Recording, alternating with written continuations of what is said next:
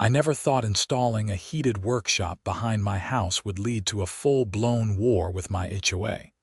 But then again, I never expected someone like Patricia to move into Meadowbrook Estates either.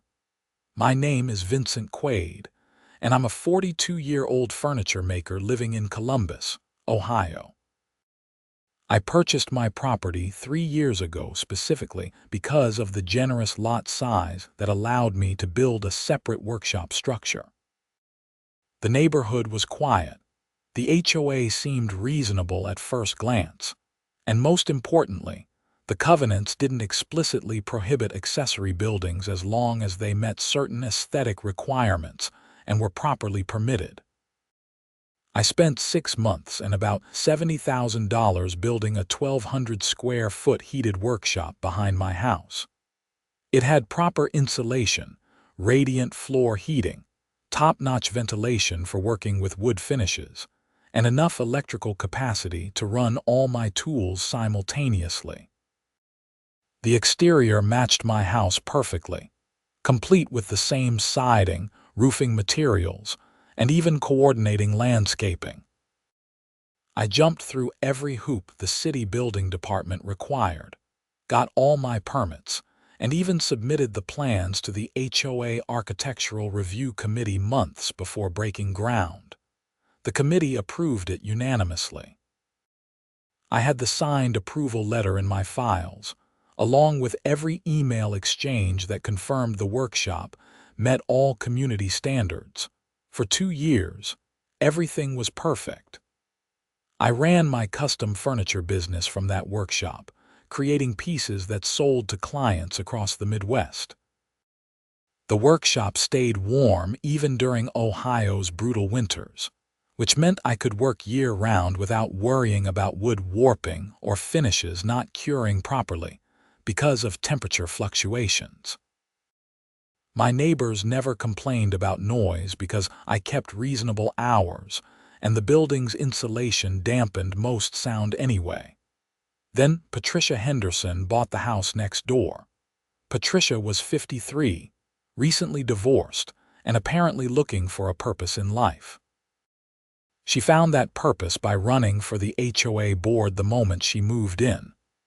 Within 3 months, she was elected vice president, mostly because nobody else wanted the position, and she ran unopposed.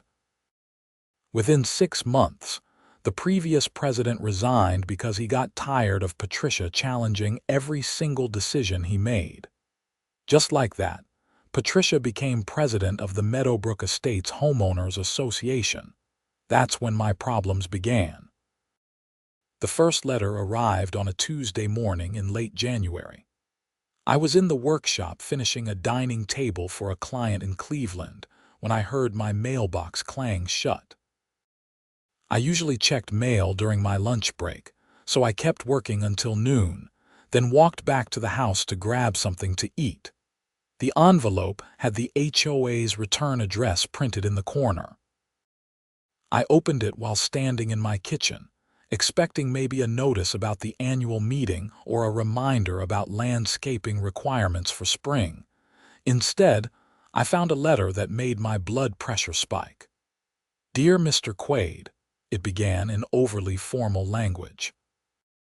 "It has come to the attention of the Meadowbrook Estates HOA board that you are operating a heated workshop structure on your property.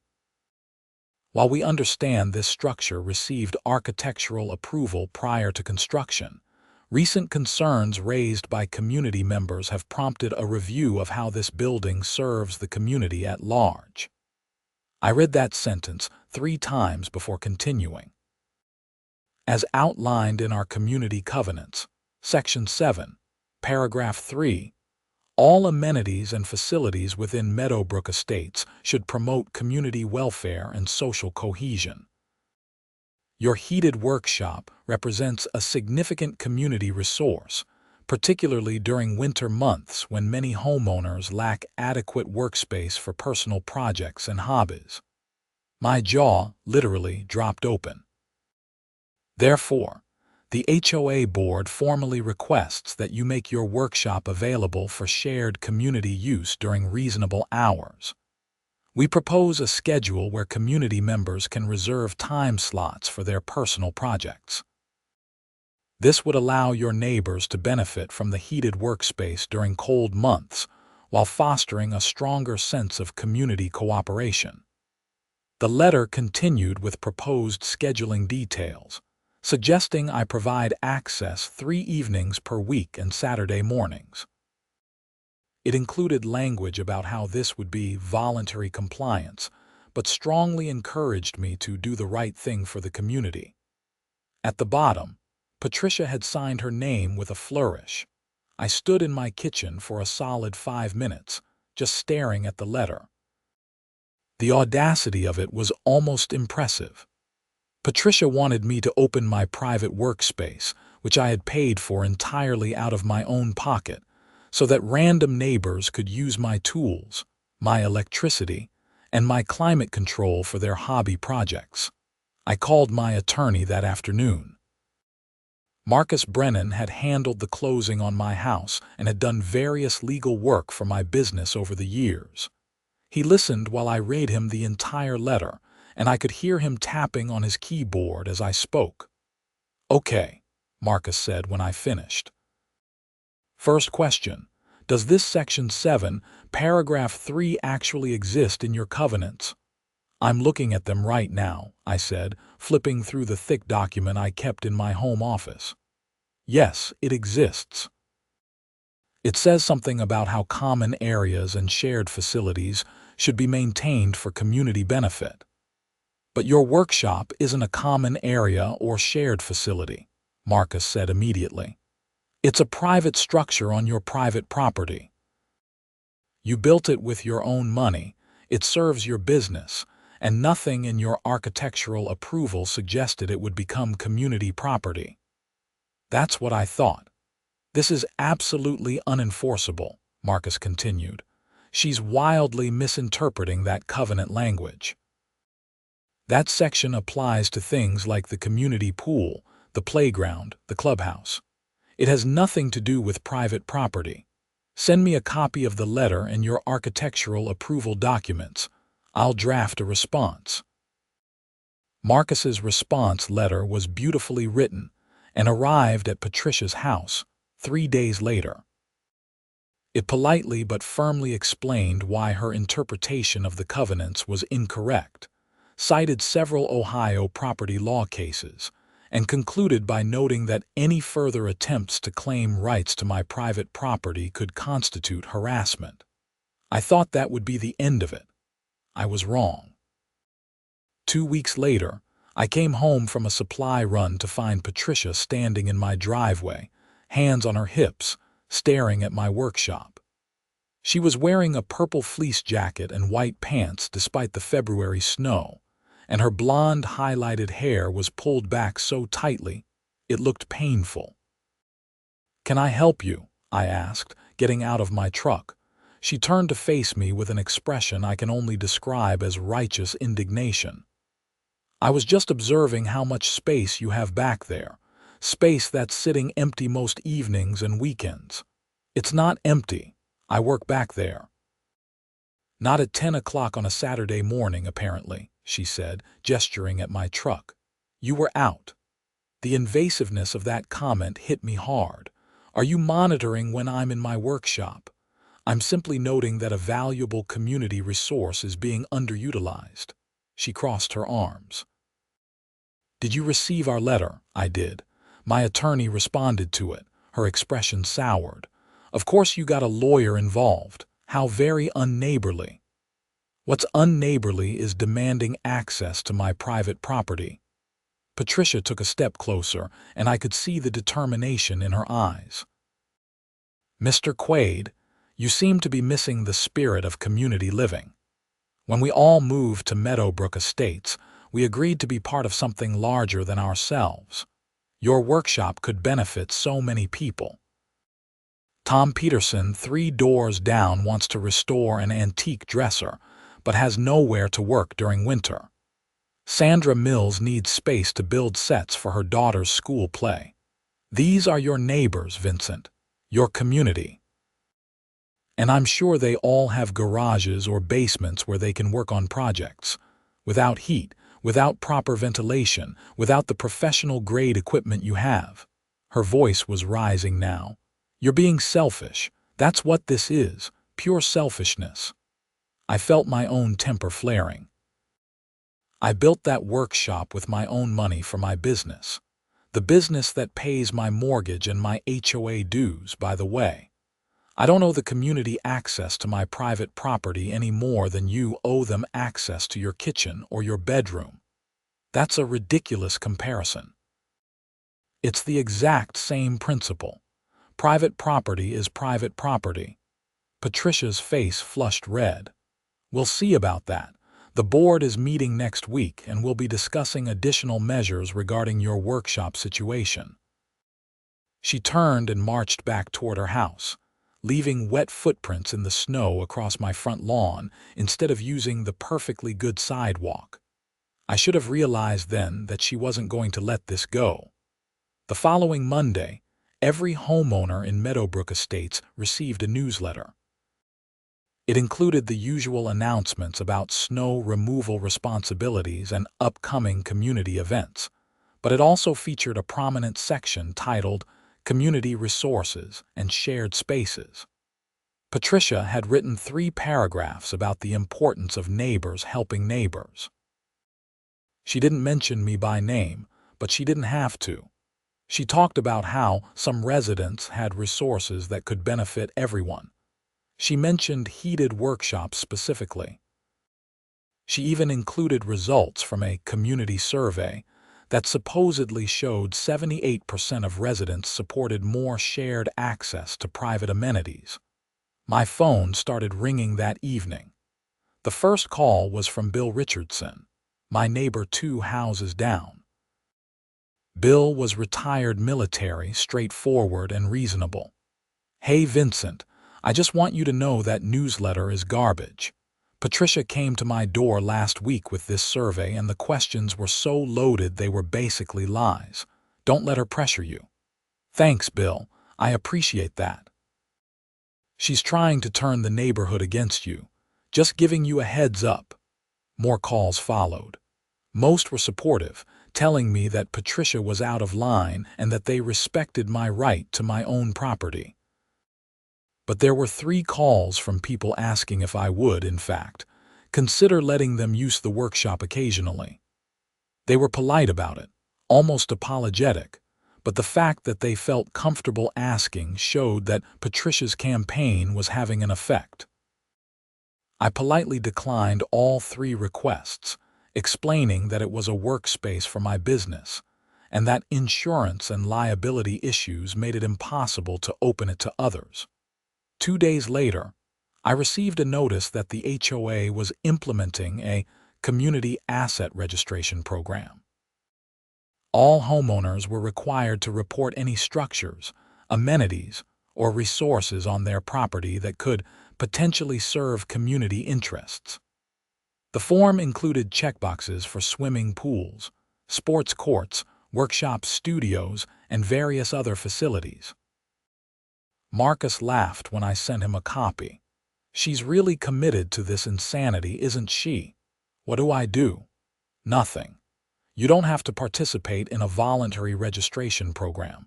Even if you did register the workshop, that doesn't give them any rights to it. She's just creating bureaucracy to harass you.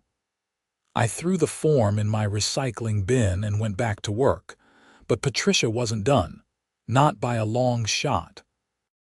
In March, I got a letter stating that the HOA was conducting property compliance inspections, and that someone would need access to my workshop to ensure it met all community standards.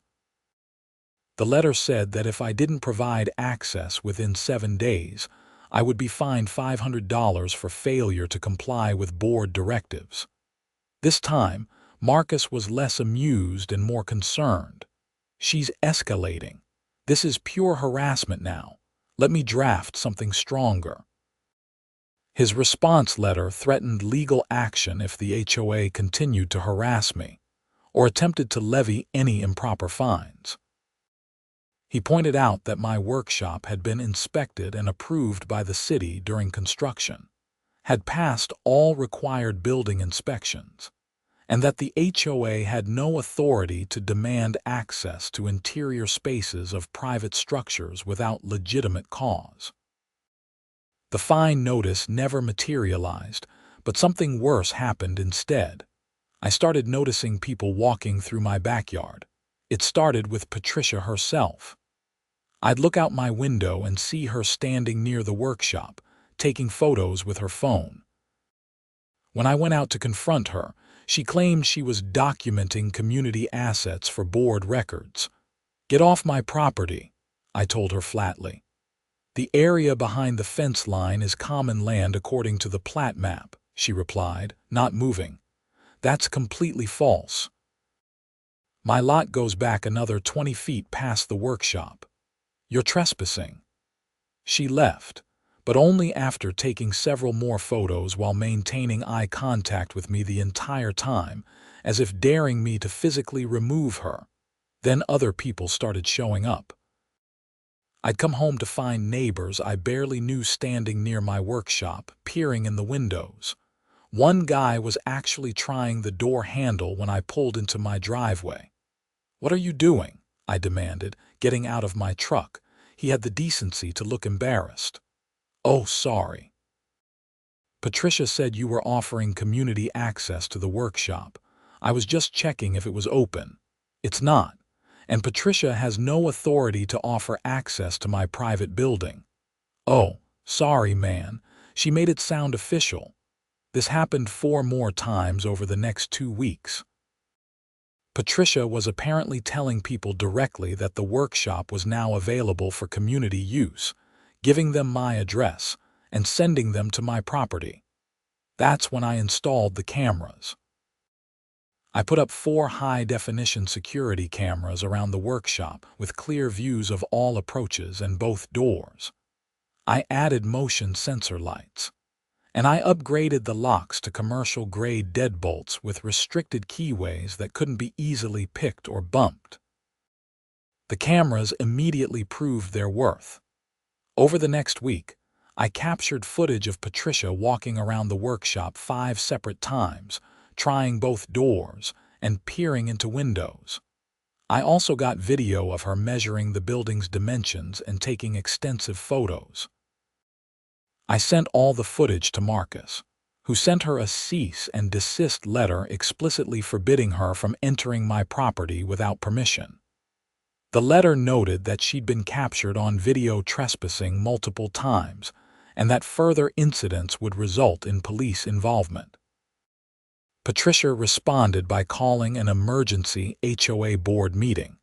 The meeting notice went out to all homeowners, and while attendance at these things was usually sparse, Patricia made sure to personally invite everyone. The community clubhouse was packed when I arrived that Thursday evening. Easily 80 people were there, filling every chair and lining the walls. Patricia stood at the front of the room behind a folding table with 2 other board members, Janet Crosby and Robert Finch. Janet looked uncomfortable. Robert looked like he'd rather be anywhere else. "Thank you all for coming," Patricia began, her voice taking on that saccharine tone that some people use when they're pretending to be reasonable. "We have an important matter to discuss tonight regarding community resources and the spirit of cooperation in Meadowbrook Estates." Here we go, I thought. As many of you know, one of our residents has a substantial heated workshop on their property. This workshop was approved by the previous board under the understanding that it would serve not only personal business interests, but also contribute to our community's well-being. That was an outright lie. I stood up. "That's not true. Nothing in my approval documents mentioned community access." Patricia's smile never wavered. "Please hold your comments until the appropriate time, Mr. Quaid. There's no appropriate time for you to lie to the entire neighborhood." Several people murmured in agreement. I could see Bill Richardson nodding vigorously from across the room. Patricia's smile finally cracked. "You're out of order." "Show them the approval documents then," I said, pulling folded papers from my jacket pocket. "I brought copies.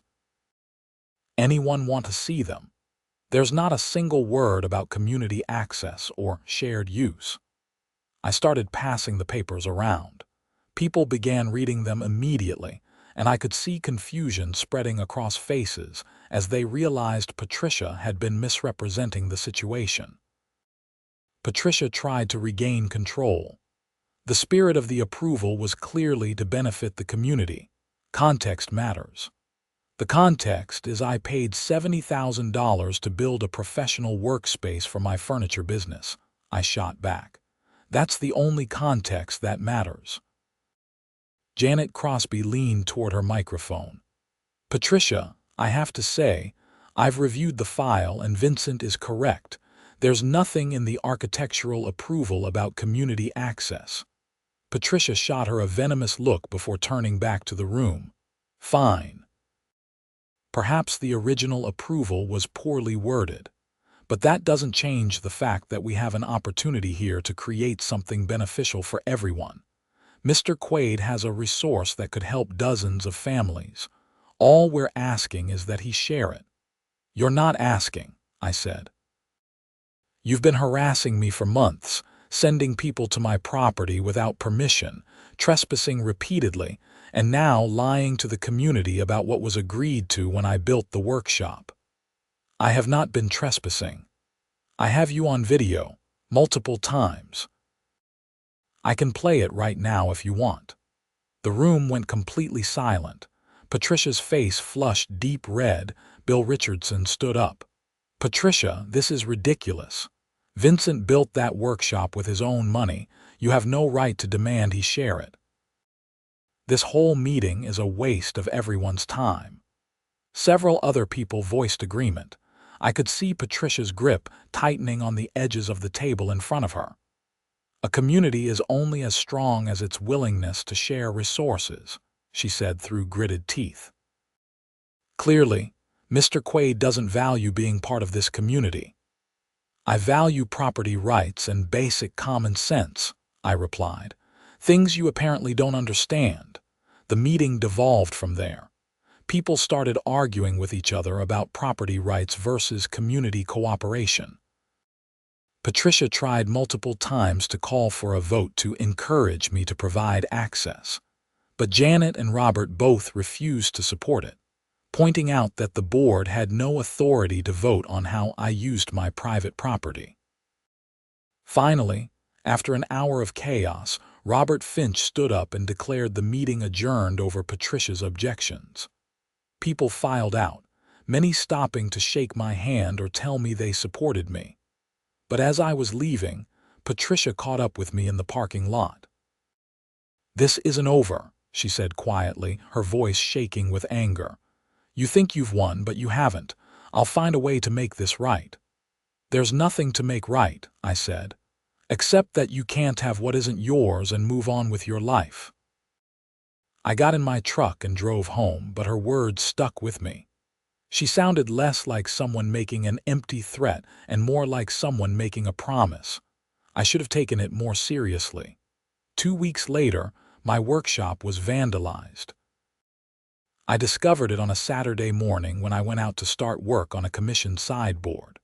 Someone had spray-painted "Share IT" across the front door in huge red letters. The same message was repeated on both side walls. The door handle had been beaten with something heavy, denting the metal, though the lock held. One window had a crack radiating from an impact point, though it hadn't shattered completely thanks to the safety film I'd installed. I immediately called the police. Officer Derek Santos arrived within 20 minutes, took photos, and wrote up a report. I showed him the security footage from the previous night, which showed 2 figures in dark clothing and ski masks approaching around 2 in the morning. The video was clear enough to show them spray painting the messages and hitting the door with what looked like a hammer, but their faces were completely obscured.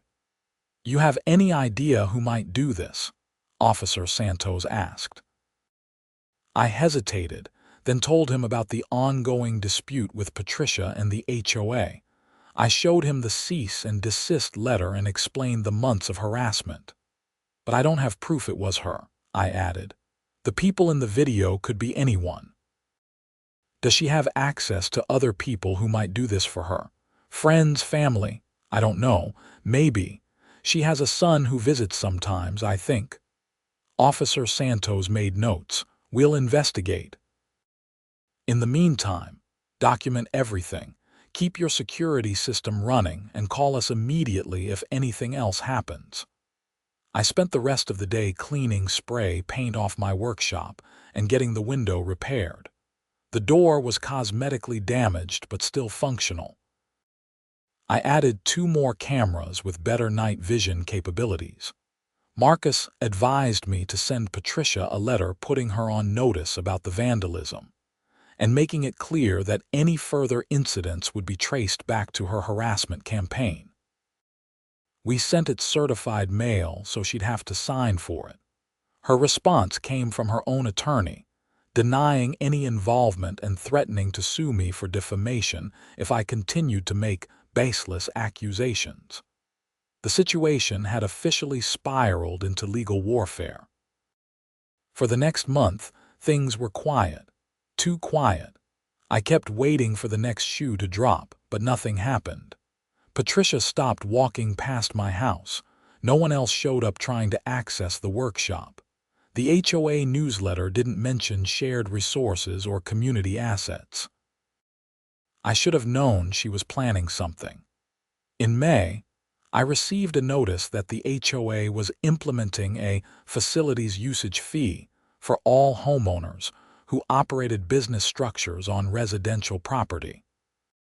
The fee was $5,000 annually, supposedly to offset the commercial impact on residential infrastructure. It was targeted directly at me. No one else in the neighborhood ran a business from their property. Marcus filed an injunction within 24 hours, arguing that the HOA couldn't create discriminatory fees targeting specific homeowners. The court agreed and granted a temporary injunction blocking the fee until a full hearing could be held. That hearing was scheduled for August. But Patricia wasn't waiting until August. In June, I started getting inspections. First, the city building inspector showed up, saying he'd received a complaint that my workshop wasn't up to code. He did a thorough inspection and found nothing wrong because there was nothing wrong. Everything was permitted and properly built. Then the fire marshal came out, also responding to a complaint. Again, everything checked out fine. Then the health department because someone reported I was operating a food business from the workshop. The inspector seemed confused when he arrived and found nothing but woodworking equipment. Each inspection took hours out of my day. Each one required me to stop work and walk officials through my entire workshop. Each one was obviously triggered by complaints from Patricia, though she was smart enough not to file them herself. I later found out she was using a community Facebook group to encourage other residents to file complaints on her behalf. Marcus sent another letter threatening harassment charges. Patricia's lawyer sent back a letter claiming she had every right to raise legitimate concerns about code compliance. That's when I decided I'd had enough of playing defense. I called Marcus on a Tuesday afternoon in late June. I want to go on a fence. What are my options? What do you mean? She wants access to my workshop so badly. Fine. I'll give the community access, but on my terms with my rules, and at a price that makes this so expensive for her that she wishes she'd never started this fight. Marcus was quiet for a moment. Explain what you're thinking. The HOA can't force me to share the space for free, but there's nothing stopping me from renting it out, right? As a business venture, technically, no. You're zoned for home business use and renting workshop space would fall under that. So I'll start a workshop rental business. I'll charge admission fees for anyone who wants to use the space. Premium rates. professional shop rates, and I'll make sure every rental agreement is ironclad with liability waivers, equipment usage fees, and strict rules." Marka started laughing. "That's actually brilliant." She's been arguing the workshop should serve the community. You'd be making it available to the community, just not in the way she imagined. Exactly. And if she complains, I'll point out that I'm doing exactly what she asked, making the workshop accessible. I love it. Let me draft rental agreements and liability waivers, make them bulletproof. I spent the next week preparing. Marcus created a comprehensive rental agreement that required renters to carry their own insurance, pay a $500 security deposit, sign extensive liability waivers, and agree to pay for any damage to tools or facilities. The hourly rate I set was $150, which was actually in line with professional shop rentals in Columbus, but outrageously expensive for casual hobbyists. I also created strict rules. No children in the workshop, no food or drinks near equipment, mandatory safety training before using any power tools, and I retained the right to refuse service to anyone for any reason. Then I registered the business properly with the city, got business insurance, and made everything completely legal and official. The finishing touch was a large professional sign that I mounted next to the workshop door. Quaid Professional Workshop Space available for rent, inquire within. I posted the rates and rental information in the community Facebook group and sent a formal notice to the HOA board, complete with business registration documents and insurance certificates. The explosion from Patricia was everything I'd hoped for and more.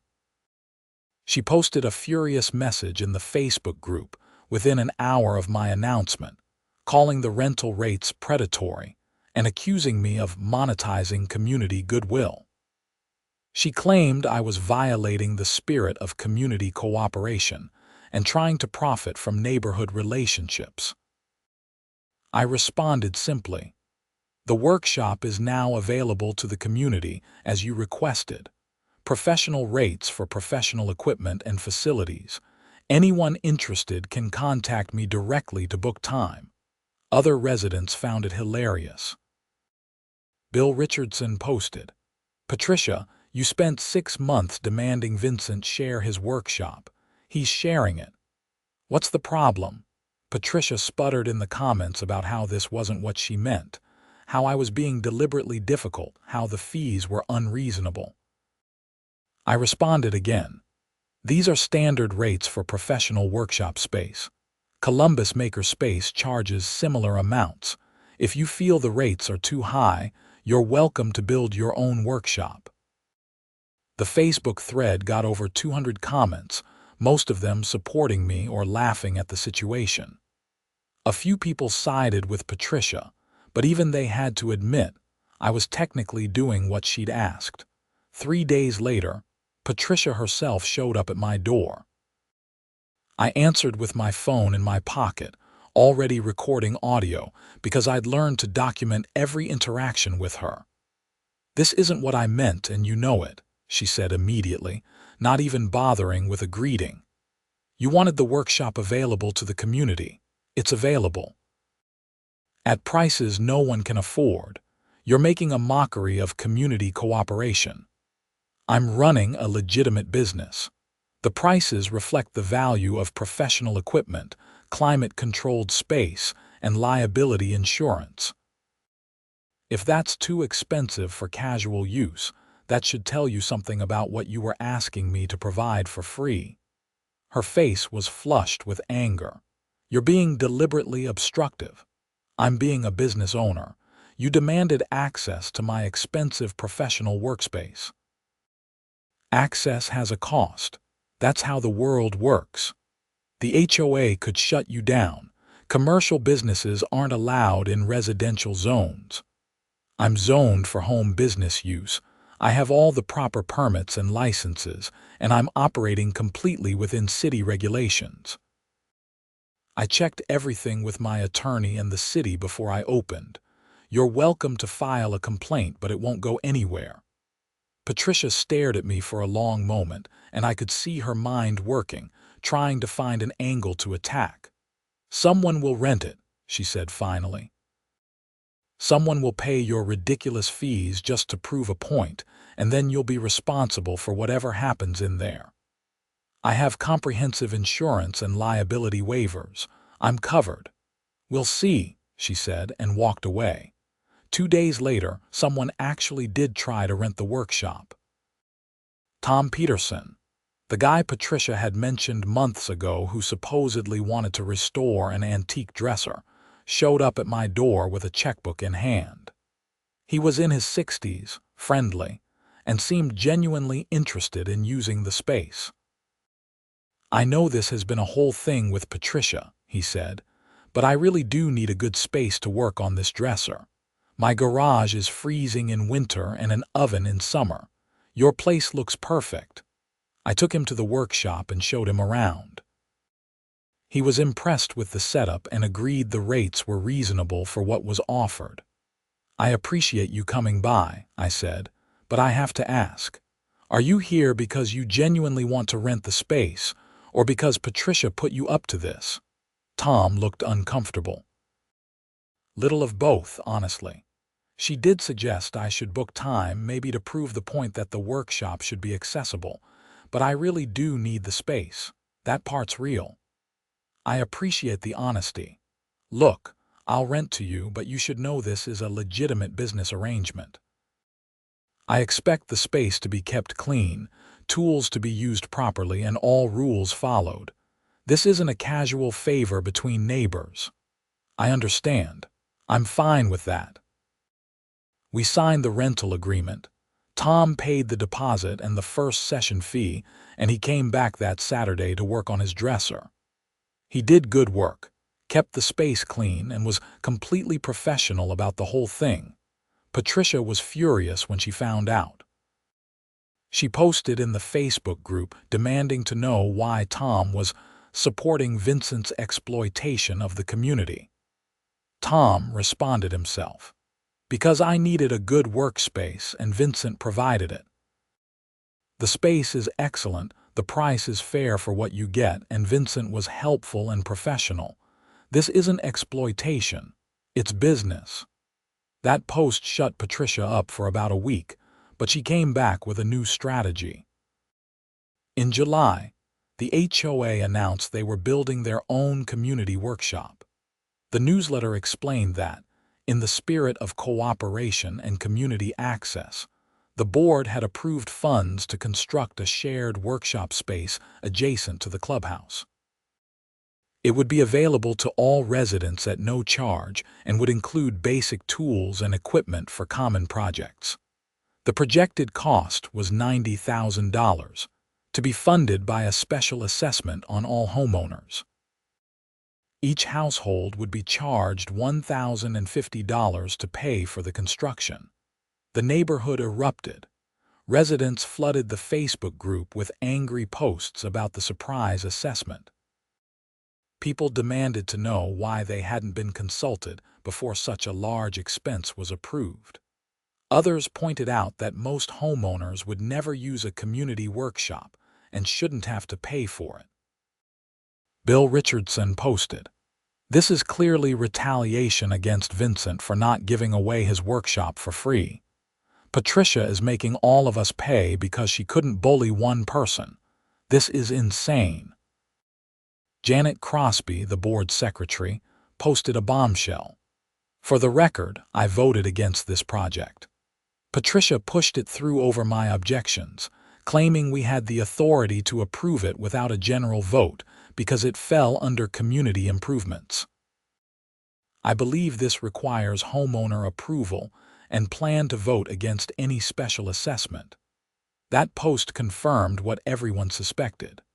Patricia had railroaded this through purely out of spite. Marcus advised me that the special assessment was likely improper without a community vote for a project this large.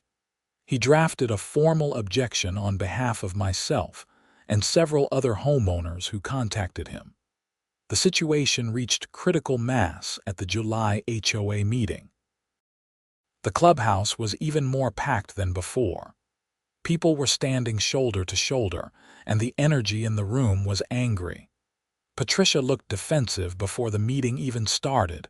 Robert Finch opened the meeting, looking miserable.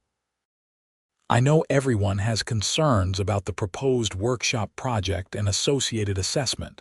We'll address those tonight. There's nothing to address, someone yelled from the back. We're not paying for Patricia's vendetta against Vincent. Applause and shouting filled the room. Patricia grabbed the microphone. This is not about Vincent. This is about providing a valuable community resource that everyone can access. A real community workshop, not some private facility that charges extortionate rates. I charge market rates, I called out. And at least I paid for my workshop myself instead of forcing my neighbors to fund it. More applause. You've left us no choice, Patricia shot back. You refuse to share your resources, so we have to create our own. You had a choice, Bill Richardson said, standing up. The choice was to respect Vincent's property rights and move on with your life. Instead, you've harassed him for months, wasted everyone's time, and now you want to charge us all $1,000 because you can't handle being told no. The room erupted in agreement. Janet Crosby took the microphone from Patricia. I move that we table the workshop project indefinitely and rescind the special assessment. Per our bylaws, a project of this size requires approval from at least 60% of homeowners. We don't have that. Second, Robert said immediately. We don't need a vote for community improvements, Patricia argued, trying to take the microphone back. Janet held on to it. Actually, we do, Janet said. I checked with our attorney after the last meeting. You misrepresented our authority, Patricia. The room went silent. That's not true, Patricia said, but her voice wavered. Robert pulled out a folder.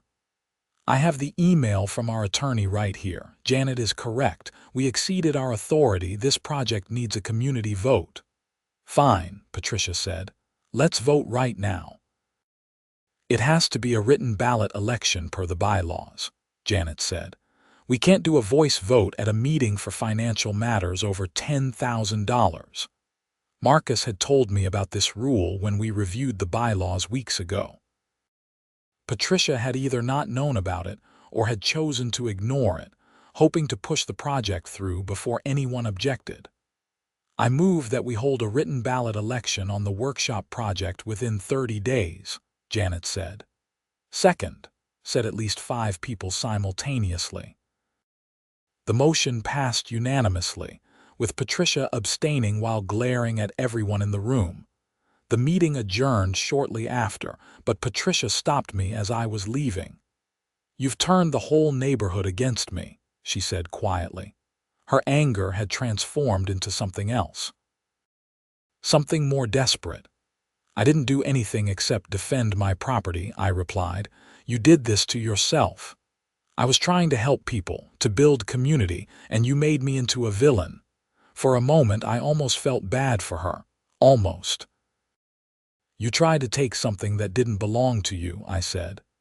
You harassed me, trespassed on my property, sent people to vandalize my workshop, and then tried to force the entire neighborhood to pay for your spite project. Those were your choices, Patricia, not mine. I never vandalized anything.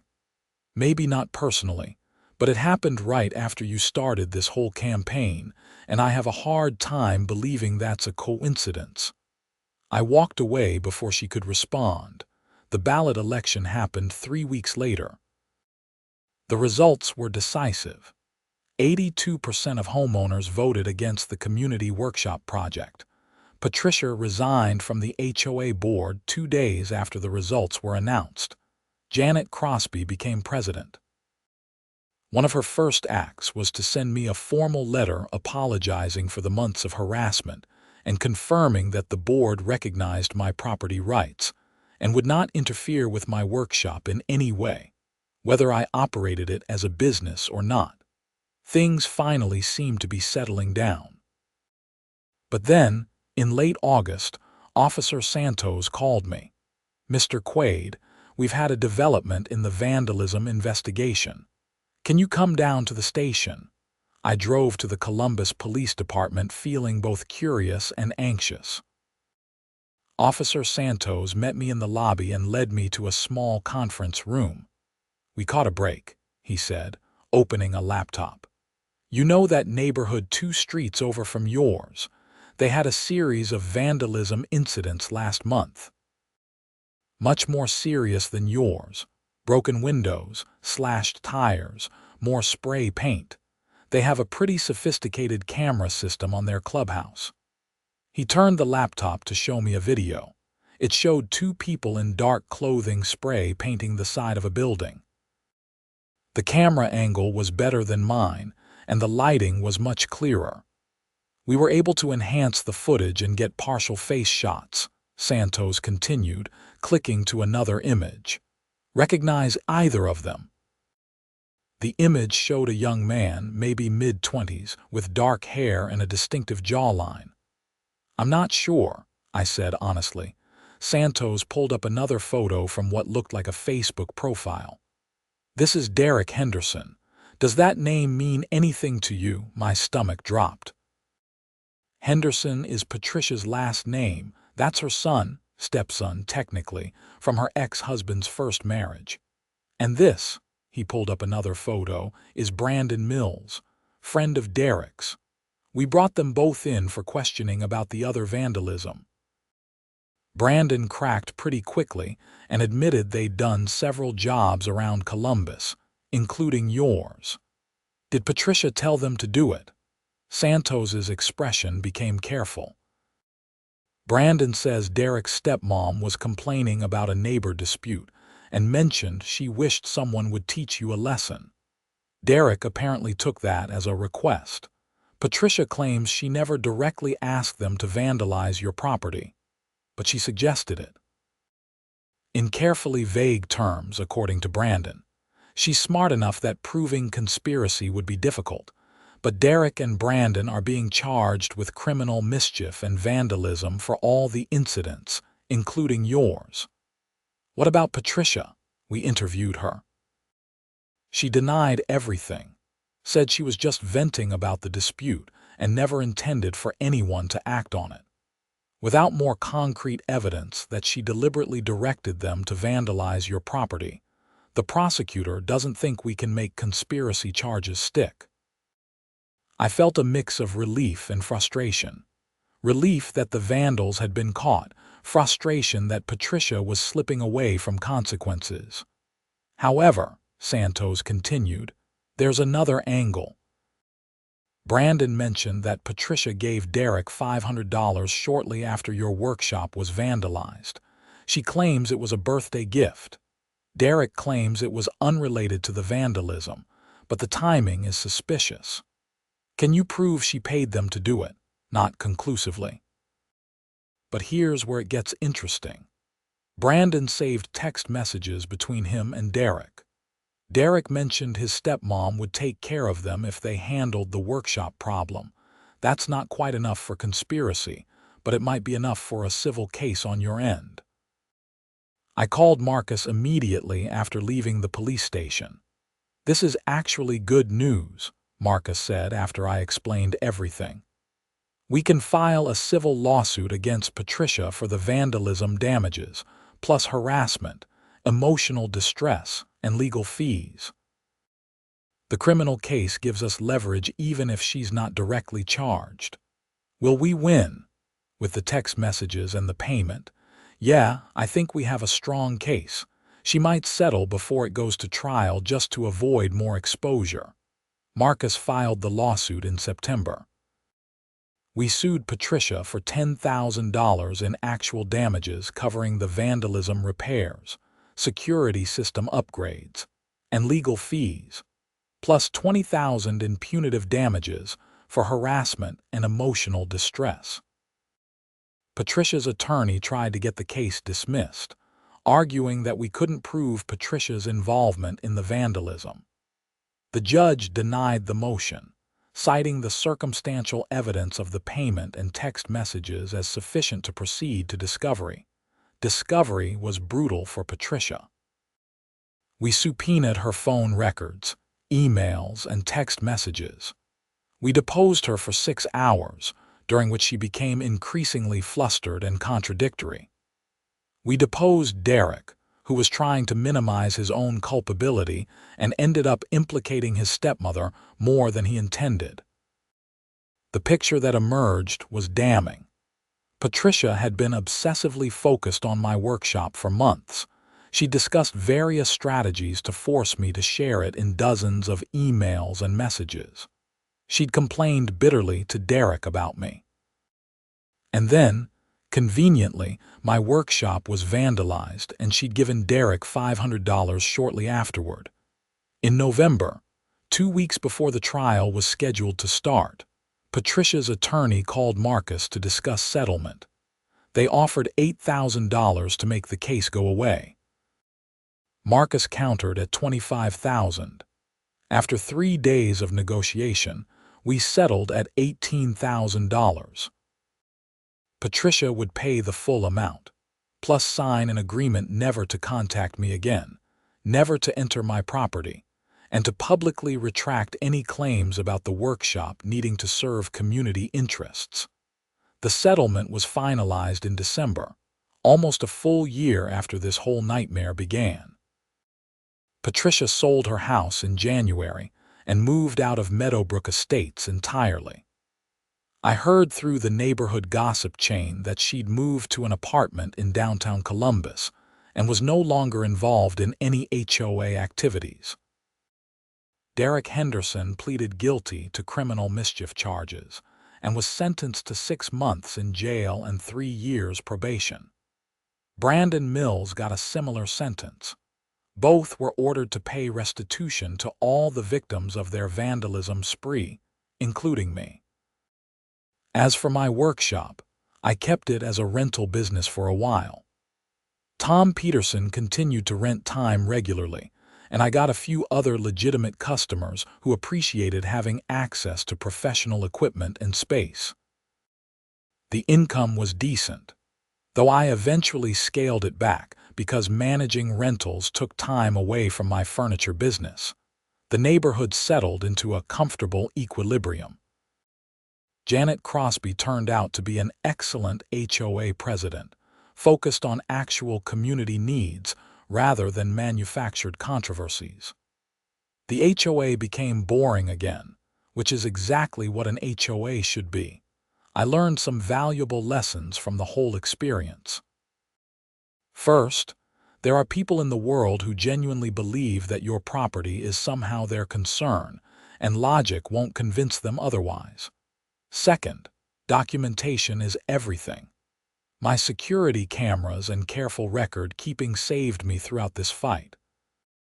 Third, sometimes the best defense is a good offense. Turning my workshop into a rental business completely deflated Patricia's argument while protecting my rights. But the biggest lesson was about property rights and community responsibility. Patricia genuinely believed she was doing the right thing by trying to force me to share my workshop. In her mind, she was promoting community values and cooperation. She couldn't or wouldn't understand that community doesn't mean surrendering individual property rights. A real community is built on mutual respect, including respect for boundaries. It's built on people voluntarily helping each other, not forcing others to provide resources. Patricia wanted the benefits of my workshop without acknowledging the costs I'd paid to build it, or the right I had to control my own property. On a Saturday morning in late February, exactly 1 year after receiving Patricia's first letter, I was in my workshop finishing a cherry wood bookcase for a client in Cleveland. The space was warm, the tools were humming, and I was completely at peace. My phone buzzed with a text from Bill Richardson. Did you hear Patricia's new apartment building is having HOA problems? Apparently she's fighting with the board about guest parking spaces. Some people never learn. I laughed and went back to work. Some battles you win, some you lose. And some people are determined to keep fighting the same battles forever. But in my heated workshop on my private property, with my hard-won property rights firmly established, I didn't have to worry about Patricia Henderson anymore. The workshop was mine. It had always been mine. And now, finally, everyone including the HOA acknowledged that simple truth. I spent the rest of that Saturday working on my bookcase, grateful for the warmth, the tools, the space, and the peace of mind that comes from standing up for what's right, no matter how much it costs or how long it takes. Sometimes property rights matter. Sometimes boundaries matter. And sometimes the only way to deal with an unreasonable HOA demand is to fight back with every legal tool available until they finally understand that no means no. Patricia had demanded I share my heated workshop space. I'd locked it and started charging admission fees.